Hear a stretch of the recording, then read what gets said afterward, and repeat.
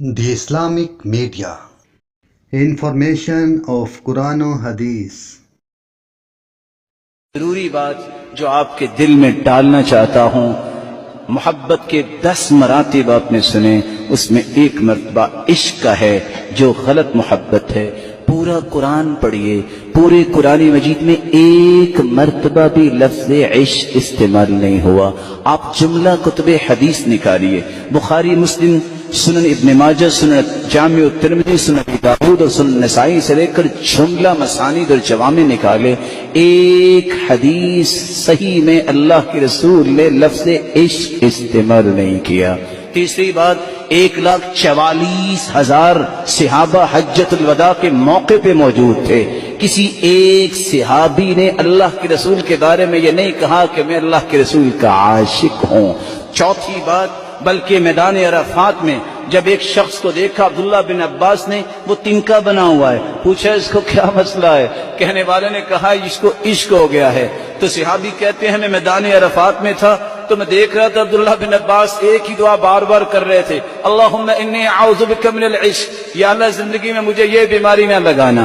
چوتھی بات، ماں کتنا معزز رشتہ ہے، بیٹی اور بہن، کوئی والدہ گرامی کوئی اپنی بہن اور اپنی بیٹی کے بارے میں یہ لفظ استعمال نہیں کرتا۔ مومن، دانشمند، عقل مند کیوں نہیں استعمال کرتا؟ کیونکہ یہ پاکیزہ لفظ نہیں ہے، یہ لفظ ہی غلط لوگوں کا ہے۔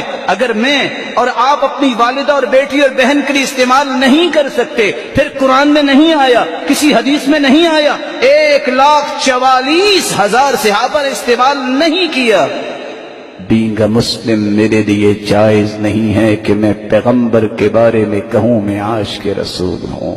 مجھے کہنا چاہیے میں محب رسول ہوں، میں مطیع رسول ہوں، میں متبع رسول ہوں۔ قرآن کی آیت سنیے، لا تجعلوا دعاء الرسول بینکم کدعاء بعضکم بعضا۔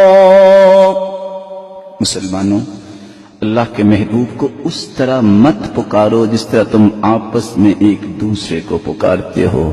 تم جن الفاظ سے ایک دوسرے کو بلاتے ہو ان الفاظ سے اس پاکیزہ ہستی کو مت پکارو۔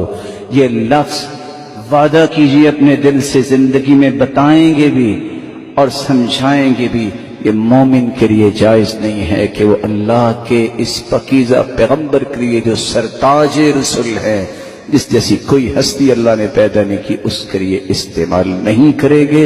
اللہ ذوالجلال مجھے اور آپ کو سمجھ کی توفیق دے اور اسی ہستی کی جنت الفردوس میں ہم سب کو رفاقت نصیب فرمائے اور اپنا محبوب بنا کے اللہ اپنے دیدار کا مستحق بنائے۔